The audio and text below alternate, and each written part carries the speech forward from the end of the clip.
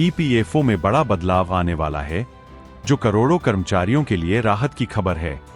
अब कर्मचारी 10 साल की नौकरी पूरी होने के बाद अपनी जरूरत पड़ने पर पूरा पीएफ, प्रोविडेंट फंड, पैसा निकाल सकेंगे। इसके साथ ही मकान, शादी और शिक्षा जैसी महत्वपूर्ण जरूरतों के लिए निकासी की लिमिट को भी आसान बनाया जा रहा है। यह बदलाव ईपीएफओ के मौजूदा नियमों में एक क्रांतिकारी सुधार माना जा रहा है, जो कर्मचारियों को उनके जमा धन पर अधिक नियंत्रण और लचीलापन देगा। सरकार एक नई नीति पर विचार कर रही है, जिसके अनुसार ईपीएफओ सदस्यों को हर 10 साल में एक बार अपने पीएफ खाते से पूरा पैसा या उसका एक बड़ा हिस्सा निकालने की अनुमति मिल सकेगी। इस प्रस्ताव का मकसद सदस्यों को उनके फंड का उपयोग उनकी जरूरत के अनुसार करने की आजादी देना है। फिलहाल ईपीएफओ में ऐसा नियम नहीं है और सदस्य केवल 58 साल की उम्र के बाद या 2 महीने से अधिक बेरोजगारी की स्थिति में ही अपना पूरा पीएफ निकाल सकते हैं।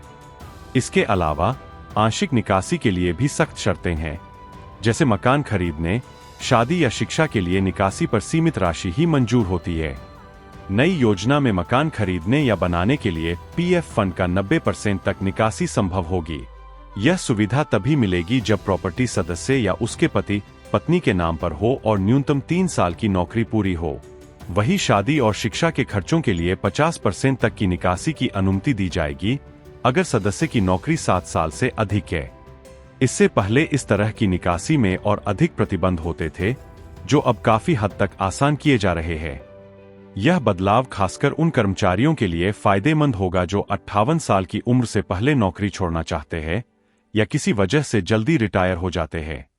ऐसे में अब उन्हें अपने पीएफ फंड का इस्तेमाल करने के लिए लंबा इंतजार नहीं करना पड़ेगा। इससे श्रमिकों को उनके वित्तीय संकटों में मदद मिलेगी और वे अपने जरूरी खर्चों को पूरा कर सकेंगे। अनुमान है कि इस नए नियम लागू होने पर 7 करोड़ से ज्यादा प्राइवेट सेक्टर के कर्मचारी लाभान्वित होंगे। सरकार ईपीएफओ में निकासी प्रक्रिया को डिजिटल और आसान बनाने पर भी काम कर रही है। उदाहरण के तौर पर 1 लाख रुपए तक की निकासी अब यूपीआई और एटीएम के माध्यम से तुरंत की जा सकेगी। इसके अलावा ईपीएफओ 3.0 जैसी नई पहल के तहत mobile app, online service tracking और एटीएम कार्ड से निकासी जैसी सुविधाएं आने वाली है, जो निकासी प्रक्रिया को और भी सुगम बनाएंगी। ईपीएफओ ने यह भी साफ किया है कि निकासी के लिए सदस्यों को सही और वैध कारण बताना होगा। गलत या झूठा कारण देने पर ईपीएफओ राशि के साथ ब्याज की वसूली कर सकता है और कानूनी कार्रवाई भी कर सकता है।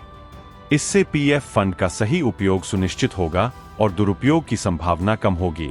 इस बदलाव से पीएफ व्यवस्था अधिक कर्मचारियों की वास्तविक जरूरतों के अनुकूल हो जाएगी और उनकी आर्थिक सुरक्षा में सुधार होगा।